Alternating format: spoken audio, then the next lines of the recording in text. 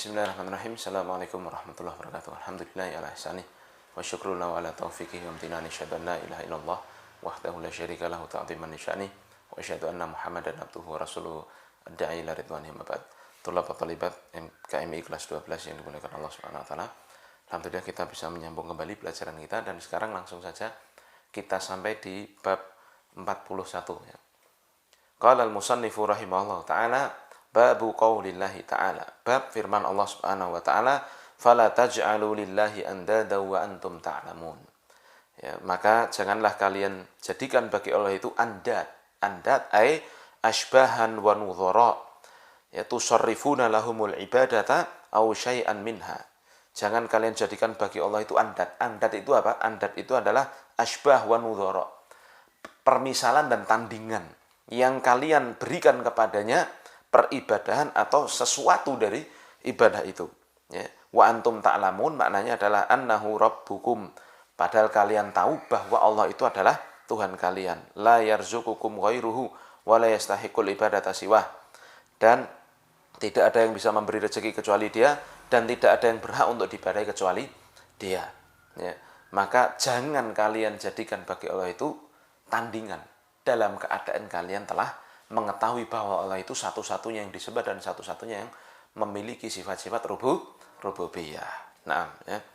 Kenapa kemudian ayat ini dijadikan dalil dalam bab ini? Kita lihat keterkaitannya ya dengan kitab tauhid ya. Annahu lamma kana min tahqiqi tauhidil ihtirazu minasyirki billahi fil alfaz. Bahwa ketika ya, termasuk pelaksanaan tauhid itu adalah menjaga diri dari syirik ya, dalam lafaz. Jadi kemarin kan kita baca tuh, lafaz saja itu bisa menjatuhkan seseorang dalam syirik, ya kan? Nah, maka ketika itu menjadi konsekuensi tauhid, menjaga lafaz biar tidak jatuh dalam syirik, ya. Wa illam yaksidhul mutakallimu biqalbihi, walaupun tidak dimaksudkan dengan hatinya, ya nabbahal muallifu rahimahullahu bihadzal bab ala dzalika. Maka di bab ini Syekh Muhammad bin Abdul Wahab ingin ya, menekankan, ingin mentanbih, mengingatkan kita lagi ya, dan menjelaskan wa bayyana ba'dha hadhil alfadhi, dan menjelaskan sebagian dari bentuk-bentuk lafaz ini litajannubahiyya wa ma mathalaha ya, untuk menjauhi lafaz-lafaz tersebut ya, atau perkara-perkara tersebut atau yang semisalnya. Baik, kita lanjutkan ya. Qala Ibnu Abbas fil ayati. Berkata Abdullah bin Abbas fil ayat, fi tafsiril ayat. Ya, dalam tafsir ayat ini, Ibnu Abbas mengatakan, ya, al-andadu huwa syirku. Andad itu adalah syirik. Ya. Akhfa min dabibin namli. Yang lebih tersembunyi daripada dabibin namli. Apa itu? Ya, masyihi. Tersembunyi, syirik itu lebih tersembunyi dari langkahnya semut. Ya. Ala sofatin sauda, di atas sofatin sauda ay alal hajaril amlas, di atas batu yang halus ya, yang berwarna hitam, batu halus berwarna hitam, fi dzulmatil lail, di malam hari. Masya Allah ya. Jadi Ibnu Abbas mensifatkan syirik ini bisa jadi lebih lembut, lebih tersembunyi dari langkah kaki semut tani cilik ya, di atas batu yang halus di waktu malam. Ketok ora kuwi. Berarti benar-benar sangat tersembunyi sekali. Ibnu Abbas ya, nah, mengatakan syirik itu bisa jadi seperti itu, sangat lembut sekali, sangat tidak kelihatan. Ya, bagaimana prakteknya? Bagaimana contohnya? Ibnu Abbas ya mengatakan huwa antaqul, yaitu dengan cara engkau katakan wallahi ya. Apa ini enggak jelas punya saya. Wahayatika ya, demi Allah dan demi hidupmu ya, ya fulan, wahai fulan, wahayati, demi hidupku ya, wa taqulu laula kulaibatu hadza, dan engkau katakan contohnya lagi, seandainya tidak ada anjing kecil itu, kulaibah tasghiru kalbah wa yahuna allati tutakhadhu li hifdzil mawashi wa ghairihi ya, anjing yang dipakai untuk menjaga hewan-hewan ya, anjing penjaga. Jadi seandainya tidak ada anjing itu, begitu. La'atanal lusus. Kalau tidak ada anjing kecil itu, sungguh akan datang pada kita apa? Maling, lusus, ya. Lusus jam'u lis wa huwa surraq, ya, para pencuri. Ya. Walau lal battu fid dari la atal lusus. Kalau ndak ada bat itu jam'u battah wa hiya min tuyuril ma tutakhadhu fil buyut. Ya. Apa? Angsa ini kalau bahasa kita ya, apa? Hewan apa? Burung tapi bisa di air, ya. Fa idza dakhalaha ghairu ahliha istankarathu wa sahat. Uniknya ini angsa ini kalau kedatangan bukan pemiliknya atau yang udah dia kenal, dia akan teriak itu, angsa itu, Masya Allah. Dia akan mengingkari dan dia akan teriak. Nah, kalau ada orang mengatakan, kalau seandainya tidak ada angsanya itu, sungguh akan datang pencurinya. Masya Allah. Ini kalimat-kalimat seperti ini syirik, lihat. Ya. Nah, wa qaulur rajuli li sahibihi, dan perkataan orang kepada temannya, Masya Allah wa syi'ta, atas kehendak Allah dan kehendakmu. Ya. Wa qaulur rajuli laulallahu wa fulan, seandainya bukan karena Allah dan fulan. Jadi dia menyamakan Allah dan fulan. Ya. Maka Abdullah bin Abbas ya mengatakan ya sebagai apa kesimpulannya, la taj'al fiha fulanan hadza kulluhu bihi syirkun. Jangan kalian jadikan, kasih garis bawah ini ya. Jangan kalian jadikan fiha fulan ay la taj'alhu fi maqalatika. Jangan jadikan dalam perkataanmu itu fulan. Ya, engkau samakan Allah dengan fulan. Laulallahu wa fulan. Ya, contohnya seandainya bukan karena Allah dan, jadi kalimat dan itu. Ya, dan fulan. Bal kul laulallahu wahda. Bahkan katakan ya seandainya tidak ada Allah semata. Jadi begitu. Ya, karena kenapa? Ini semua adalah kesyirikan. Hadza kulluhu bi syirkun ay hadhil alfadhul madhkuratu wa ma syabahaha syirkun billahi ay syirkun asghar. Ya, semua ini, semua yang disebutkan contoh-contoh Ibnu Abbas di atas itu semuanya syirik, yaitu syirik kecil. Jelas kan? Tapi makna global dari ayat ini, annallaha tabaraka wa ta'ala yanhan nasa an yattakhidhu lahu amthalan wa nudhara yusarrifuna lahum syai'an min ibadatihi. Allah melarang dalam ayat ini dengan jelas ya, melarang manusia untuk mengambil, untuk menjadikan tandingan bagi Allah yang diserahkan ibadah kepadanya, sesuatu maupun ya, banyak dari ibadah itu ya. Wahum ya'lamuna annallaha wahdahul khaliqur raziqu, dalam keadaan dia itu tahu bahwa Allah itu satu-satunya yang berhak disembah dan yang memberi rezeki. Wa anna hadhil andad ajizatun faqiratun laisa laha minal amri syai'un, dan dia juga tahu bahwa tandingan-tandingan itu hakikatnya adalah apa? Lemah, tidak mampu, tidak memiliki kemampuan untuk mengatur sama sekali. Ya, wa ma dzakarahu Ibnu Abbas amthilatan litikhadil andad, dan apa yang disebutkan Ibnu Abbas ini di sini adalah bentuk-bentuk contoh dari cara menjadikan tandingan bagi Allah. Li'anna lafdzal ayati yashmaluha wa in kanat syirkan asghara wal ayatu nazilatun fi syirkil akbar. Ya, karena ayat ini, lafaz dalam ayat ini mencakup ya semuanya.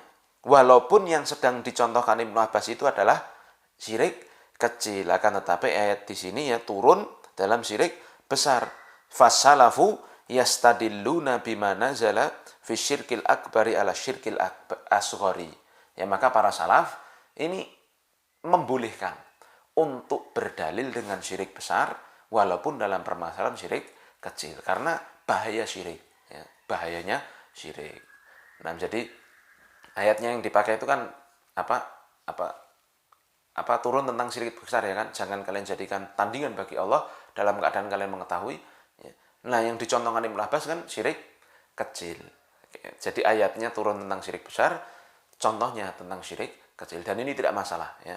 Para ulama menyatakan seperti itulah untuk mentahdzir manusia dari perbuatan syirik, karena benar-benar kata Ibnu Abbas di sini ya, syirik itu bisa jadi sangat tersembunyi sekali, seperti apa? Seekor semut yang berjalan di atas batu halus di malam hari.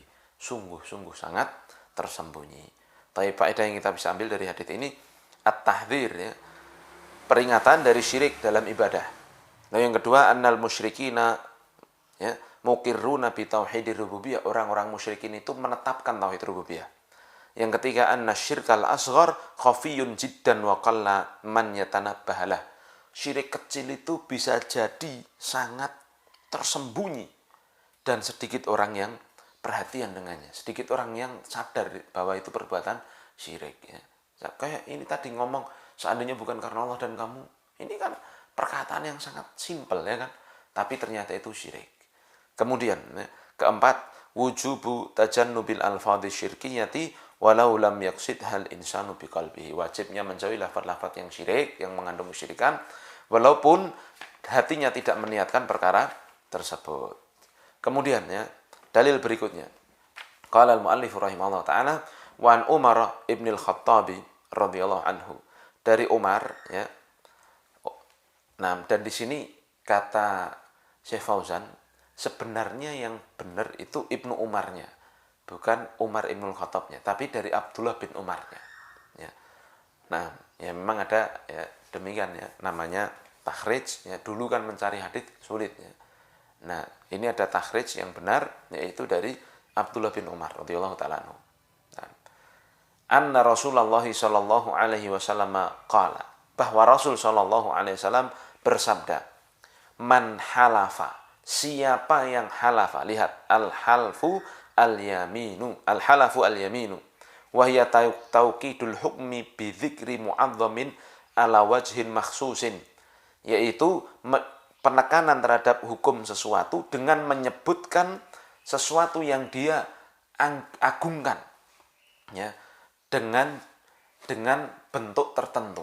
Ini kalau bahasa kita sumpah artinya ya, menyebut sesuatu yang diagungkan dan bersumpah ya. Siapa yang bersumpah bi ghairillahi ai bi ayyi makhluqin minal makhluqat, siapa yang bersumpah dengan makhluk siapapun itu, siapa yang bersumpah dengan selain Allah, faqad kafara aw asyraka, maka sungguh konsekuensinya dia terjatuh dalam kekufuran atau kalau enggak kesyirikan. Lihat maknanya, yahtamilu an yakuna hadza syakkan minar rawi. Bisa jadi kata Syekh Fauzan ini adalah keraguan dari rawi. Ya, Ibnu Umar itu mengatakan apa? Haditsnya kufur atau syirik begitu. Ya, kemungkinan pertama adalah syak dari rawi. Wa yahtamilu an takuna au bi ma'nal wawi. Fayakunu kafara wa asyraka. Ya, tapi kemungkinan yang kedua, aunya di situ bermakna wawu, dan ini dimungkinkan secara bahasa Arab kan. Maka kalau aunya bermakna wawu, jadilah kalimat itu kafara wa asyraka. Dia kufur plus dia syirik. Wal muradul kufru wa syirkul asgharani, dan yang dimaksud di dalam hadis ini adalah kufur ataupun syirik kecil. Dua-duanya syirik kecil atau kufur kecil. Jelas ya. Nah, jadi Nabi SAW mengatakan, man halafa, siapa yang bersumpah bi ghairillah, dengan selain Allah, ya, dia kufur, dia syirik. Ya, tapi syirik kecil, syirik kufur kecil begitu. Ya. Makna global dari ayat ini, dari hadis ini maaf ya. Yukhbiru sallallahu alaihi wasallam fi hadzal hadithi khabaran ma'nahu nahyu. Nabi mengabarkan dalam hadis ini satu khabar yang maknanya adalah larangan. Anna man aqsama bi ghairillahi minal makhluqat, bahwa siapa yang bersumpah dengan selain Allah dari kalangan makhluk, faqad ittakhadha dzalikal mahlufa bihi syarikan lillahi wa kafara billah. Maka sungguh dia telah menjadikan yang dia pakai untuk bersumpah itu ya sebagai sekutu Allah. Ya, dan dengan hal tersebut ya dia berarti kufur dengan Allah. Li'annal halafa bisyai'i yaqtadi ta'zimuhu, karena bersumpah dengan sesuatu itu pasti mengandung pengagungan terhadap yang dia pakai bersumpah. Wal 'azamatu fil haqiqati innama hiya lillahi wahdah, dan pengagungan itu yang sesungguhnya haruslah dimiliki, haruslah hanya ada pada Allah semata. Fala yuhlifu illa bihi au bisifatin min sifatihi, maka kaidahnya ini tidak boleh bersumpah kecuali dengan nama Allah atau dengan satu sifat dari sifat Allah Subhanahu wa taala. Jadi tidak boleh bersumpah demi cinta, demi apalagi begitu ya.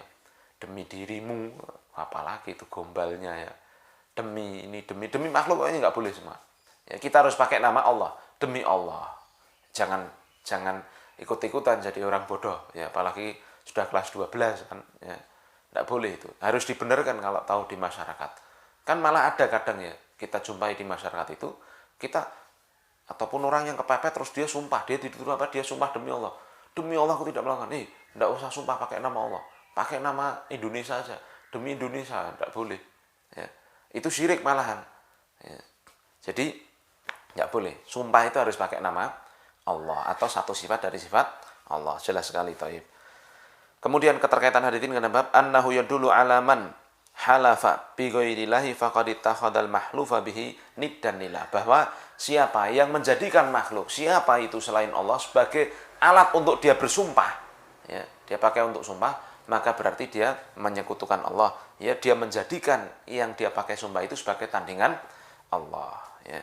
Faedah 1, tahrimul halafi bi ghairillahi wa annahu syirkun wa kufrun billah, haramnya, ya, bersumpah dengan selain Allah karena itu kesyirikan dan kekufuran pada Allah.